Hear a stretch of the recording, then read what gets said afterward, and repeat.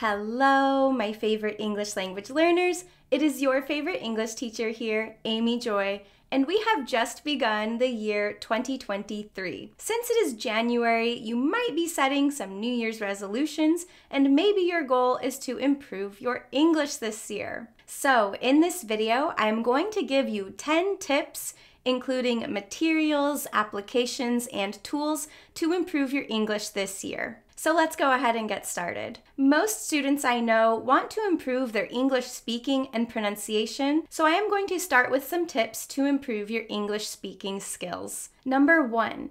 Build your confidence by starting easy conversations with other people. There was a really interesting case study done by some researchers in second language acquisition. They studied a very successful language learner, and they wanted to find out how he became so successful. Well, one of their findings was that his success was related to his WTC, or his willingness to communicate. Basically, this just means that his success was related to how often he put himself in situations where he could use English. So, if you live in an English-speaking environment or have access to other English speakers, then you should take the initiative to start a conversation with other people. Now, you can watch my video linked above on how to make small talk with strangers. But one of my best pieces of advice is to start easy conversations about topics that you are familiar with. If you are interested in K-pop, it will be much easier for you to talk about that with someone because you have a lot of knowledge about it and probably because you have a lot of the vocabulary to talk about it. However, if someone starts a conversation with you about, say, politics,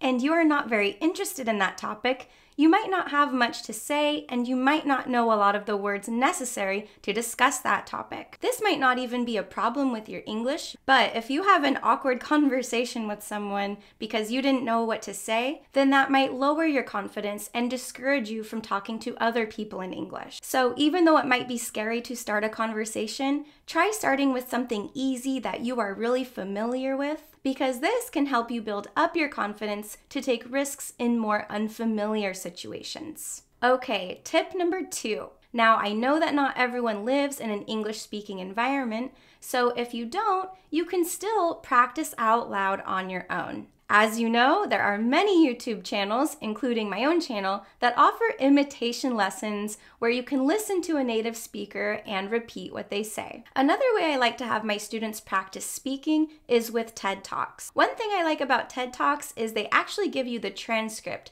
so you can read and follow along with the speaker. I recommend printing out the transcript or looking at it on your phone, then playing the talk and pausing it so you can listen to the speaker and imitate their intonation, their stress, and pronunciation. Now, I know that practicing by yourself is not the same as practicing in real time with another English speaker. So tip number 3 is to find a conversation partner or a tutor who you can practice with. And I want to highlight that all it takes is one friend or one person to practice with. You don't need a ton of English-speaking friends to practice. And personally, I think it is even better to just have one friend who you feel really comfortable with so that you can let your guard down and not be nervous to talk with in English. And nowadays, there are many apps and platforms where you can either find a tutor or someone to simply chat with. And 2 reputable ones include Preply and HelloTalk. Preply connects you with an experienced English tutor, and I really like this one because when you sign up, you can state your purpose for learning English, your level, the times you are available, and most importantly, your budget. When I signed up, I found teachers that offered 50-minute lessons for $15, which depending on where you're from can be expensive, but I also think it is pretty reasonable. And another app that can be totally free is HelloTalk. This app connects you with native speakers of the language you are trying to learn who also want to learn your language. This way, you can both practice and learn from each other. And moving on to tip number 4, learn the IPA chart. IPA stands for the International Phonetic Alphabet, and this chart includes universal symbols that can be understood by anybody and includes every sound in every language. And the reason you should learn this chart is because English is not always pronounced the way it is written. For example, the word thought is definitely not spelled the way it is pronounced. But if you look it up in a learner's dictionary, they have the IPA transcription there for you so you can sound it out with the IPA symbols. So if you encounter a new word while you're reading something and you're not sure how it is pronounced, you can look up the word in the dictionary, check the IPA transcription, and immediately know how it is pronounced. Now, like I mentioned, the IPA chart has every sound of every language. But if you are only interested in American English, then you can go to AmericanIPAchart.com, which only focuses on sounds in American English. This website is great because it is interactive, meaning that you can click on each symbol and hear the sound that it makes. Okay, and before we move on to our next piece of advice, if you have found this video helpful or interesting so far, make sure you like it and subscribe to my channel so you can keep improving your English with me. Now, speaking is a really common skill that my students want to improve, but did you know that improving your listening can also improve your speaking? And improving your speaking can also improve your listening. So tip number 5 is to improve your listening by becoming aware of phonological processes and patterns of native English speakers. You have probably felt that native speakers talk really fast. And while this is true sometimes, another reason it feels this way is native speakers often take shortcuts when talking, like connecting sounds and deleting sounds when we talk. However, these patterns are not random, and you can actually learn these rules to improve your listening and speaking. So some terms you might want to search for include connected speech, also known as linking, and these rules relate to how we connect sounds. We also have deletion or elision, and that refers to sounds we delete. You can also search for intonation, sentence stress, or word stress. I actually have a video on 5 pronunciation rules to sound more like a native English speaker, and that is a great place to start. And once you become aware of these rules, one way I like to practice is again by printing out the transcript of a TED Talk and marking where you hear these connections or these deletions. By being intentional and paying close attention to these patterns, you will be able to notice them on your own and also imitate them yourself. Let me know in the comments if you would like me to model this for you or make a video about how to practice on your own. Okay, now once you learn some of the secrets or the rules to sounding like a native English speaker, it is important to see if you are hearing correctly. So tip number 6 is to check your listening and identify any hearing gaps. So in order to do this, I ask my students to choose a TED Talk that interests them and play about 10 seconds at a time. After listening for 10 seconds, you should write down what you hear. Then after you get through about 1 to 2 minutes of the video, check what you wrote with the original transcript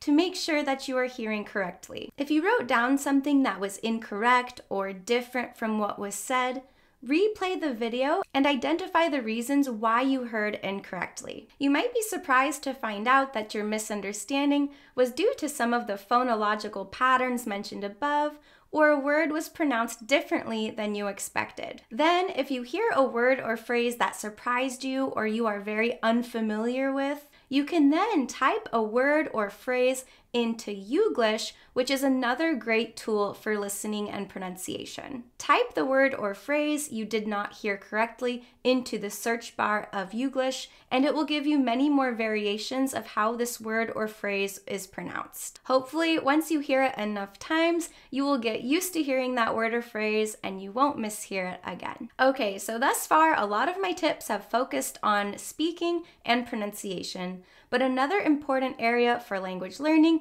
is vocabulary. So my next few tips are going to help you be more strategic and intentional with the vocabulary that you learn. Many language teachers encourage students to keep a vocabulary journal or a vocabulary diary. And while this is great, when I have asked students to keep vocabulary journals, I've noticed that a lot of times they choose useless words that are not very common or helpful. For example, one time a student submitted his vocabulary journal and it was filled with words from a Shakespeare play that even I didn't understand. So even though they kept a vocabulary journal, they were really just wasting their time because they were never going to use these words in real life. So tip number 7 is to only add words to your vocabulary journals that will be useful and frequent for you. And how can you check if a word is useful? Well, you can always ask a native speaker or a teacher if you have access to one, but if you don't, you can use a tool called Lingle. Lingle allows you to do various searches about a word, and I think I will make a whole video on this tool later, but one of the functions it serves is comparing the frequency of 2 and even 3 words. For example, I looked up a list of C2 vocabulary and I found the word convivial. I know that I had seen this word before, but I actually didn't really remember the meaning. When I looked up the definition, I saw that it meant sociable or outgoing. So I went into Lingle and I compared the frequency of convivial, sociable, and outgoing, and this is the result that it gave me. The word outgoing was used 89.6% of the time, a very frequent and a very common word. The word sociable was then used 7.5% of the time. Now this is much less frequent, but it still gets used. Then the word convivial was used 2.9% of the time, not a very frequent or common word. So when you see a new word and you're trying to decide whether or not to put that in your vocabulary journal, check with Lingle to see its frequency and see if it will be worth your time and effort. Now, after you have decided that your word is useful and you want to put it in your vocabulary journal, my tip number 8 is to include more information than just the definition itself. In my own teaching, I provide students with vocabulary charts like this. In this chart, they need to include the word, its definition, all of its possible word forms, a sample sentence, and anything special they notice about this word. Anything special can refer to collocations of the word. If you're focusing on a verb, you can note if it is transitive or intransitive, or if it is regular or irregular. You might even write down the past tense form. If you are focusing on the noun, you can write if it is count or non-count, or even if the word has a negative connotation. A lot of this information you can find from learners' dictionaries, and I will link some of the learners' dictionaries that I use below. And here's an example for you to see. Our first word in our vocabulary journal is materialism. This is a noun and it means caring more about money and possessions than anything else. The noun form is materialism. There is not really a verb form, but the adjective is materialistic and the adverb is materialistically. Now, something special that I noticed in my learner's dictionary was that it was disapproving. This means that it has a negative connotation. So if you say that someone is materialistic, that is an insult. You are disapproving of their behavior. And my sample sentence says, the wealthy celebrity was known for being materialistic and only caring about designer clothes. By writing down all of this extra information, you will not only understand the meaning of the word, but you will actually be able to use it correctly. Now, I will put a free version of this template in the description below, so you can start your own vocabulary journal that will actually help you improve your vocabulary. Okay, and tip number 9 is to find easy ways to enjoy English and begin noticing. Improving your English doesn't always have to happen in the classroom or with a textbook. Think about what you like to learn or listen to in your first language and find ways to do that same activity in English. Do you like basketball? Maybe you can watch the highlights of a recent game in English, or the interviews with the athletes after the game. Do you follow any travel influencers on Instagram or TikTok? Maybe find some travel influencers that speak English. We all know that immersion is the key to improving in any language, so the more you can do this, the better. One of my favorite social media accounts is called Humans of New York, and I often recommend this account to my students because every caption tells a unique story, but it is short and quick. Here's an example. This post says, "Growing up, my mother would let me put on anything I wanted to wear and dance around the house. And I still believe in that. I made this hat from toilet paper rolls." Now, this post is silly and I really enjoyed it, but we can't stop there. When you are enjoying English, you need to be a good noticer. And this means noticing how native speakers use the language themselves. You know what I noticed when reading this post? This woman said, "My mother would let me put on anything."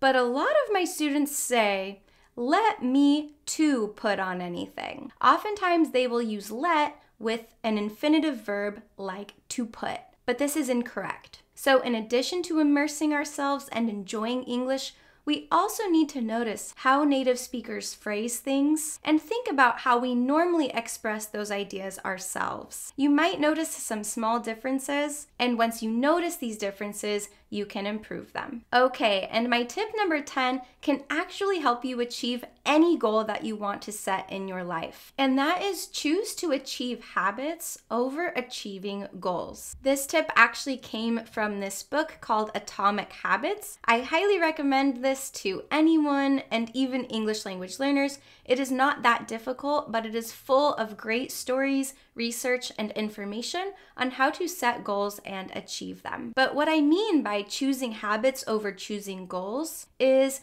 instead of saying that your goal is to improve your pronunciation, focus more on the habits that will help you do that. For example, make your new goal practice speaking with a TED Talk 2 times a week and begin a conversation with an English speaker 1 time a week. By focusing more on how to achieve the goal rather than the goal itself, you will be able to measure your achievement and focus more on taking action rather than the result. One quote from this book that stuck with me was that winners and losers have the same goal. So maybe 2 students have the same goal of improving their pronunciation, but one improves and one doesn't. They had the same goal, but only one succeeded. Why? Because one student built better habits and took action to achieve that goal. So tip number 10, focus on taking action and developing habits that will help you achieve your goal rather than just the goal itself.